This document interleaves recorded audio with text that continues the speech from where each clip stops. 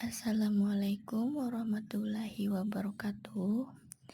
Ya, pada kesempatan kali ini kita akan melanjutkan pembelajaran kita ke subtema 3, yaitu dengan tema ekosistem. Subtema 3, materi pembelajaran pada kali ini yaitu Ustazah akan menjelaskan mengenai ide pokok suatu teks atau paragraf.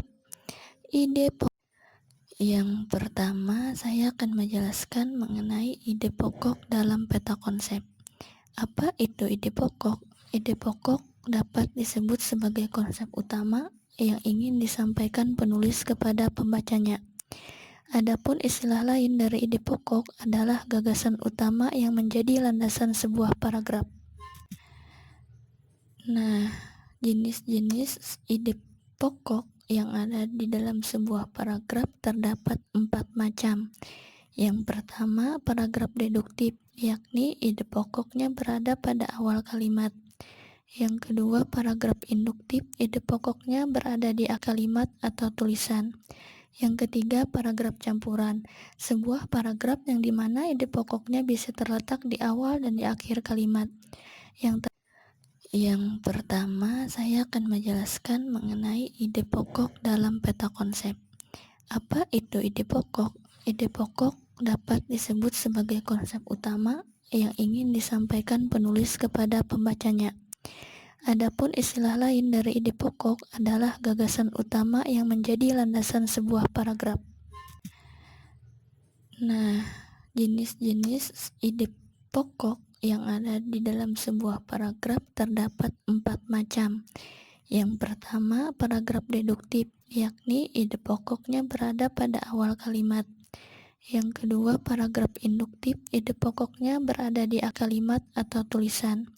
Yang ketiga, paragraf campuran, sebuah paragraf yang dimana ide pokoknya bisa terletak di awal dan di akhir kalimat. Nah, pada slide selanjutnya ini terdapat contoh dari peta konsep. Beginilah bentuk peta konsep seperti bagan atau grafik. Nah, maksud dari ide pokok dalam peta konsep, misalkan Anda disuruh membaca suatu informasi atau karangan.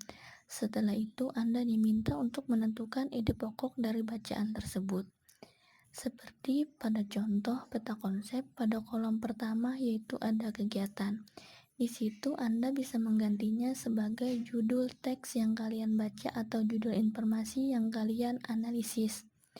Nah, pada kolom-kolom selanjutnya kalian dapat menambahkan sendiri ide pokok yang kalian temukan dari suatu bacaan yang telah kalian baca atau.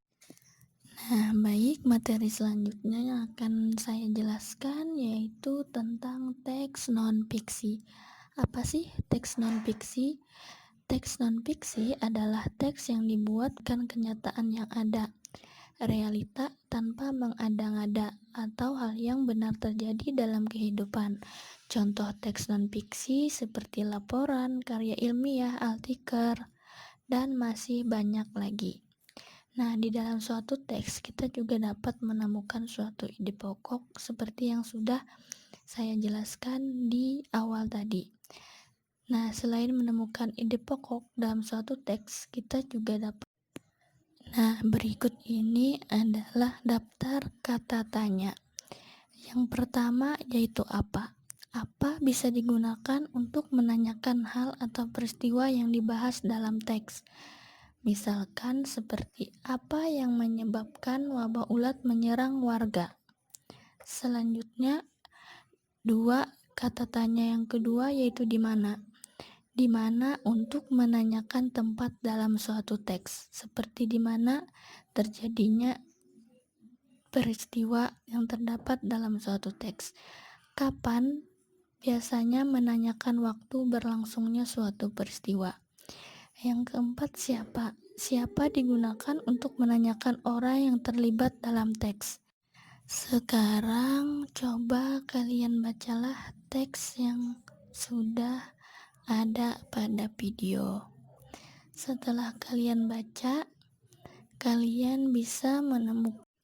Setelah kalian sudah membaca teks tadi, kalian juga diminta menemukan ide pokoknya, selanjutnya kalian akan menjawab pertanyaan yang tertera pada video yang berkaitan dengan teks di atas.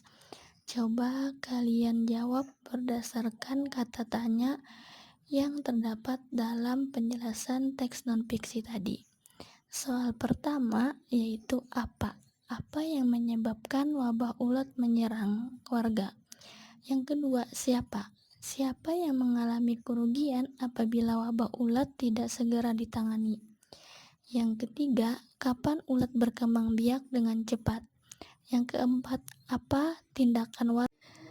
Nah, itu tadi penjelasan dari Ustazah mengenai materi kita pada hari ini. Yang dimana materi pada hari ini tadi yaitu tentang ide pokok dalam suatu peta konsep dan teks non-fiksi. Mari kita simpulkan bersama-sama pembelajaran pada kita pada hari ini, yaitu tentang ide pokok. Ide pokok tadi adalah konsep utama yang ingin disampaikan penulis kepada pembacanya. Adapun istilah lain dari ide pokok adalah gagasan utama yang menjadi landasan sebuah paragraf. Ide pokok atau paragraf terbagi menjadi 4, yaitu paragraf deduktif, paragraf induktif, paragraf campuran, dan paragraf deskripsi. Selanjutnya yaitu peta konsep. Peta konsep adalah suatu bagan skematis atau ilustrasi grafis untuk mewakili hubungan yang bermakna antar satu konsep dengan konsep lainnya, sehingga menjelaskan suatu pengertian konseptual seseorang dalam suatu rangkaian pertanyaan. Selanjutnya, teks non-fiksi. Teks non-fiksi adalah teks yang dibuat berdasarkan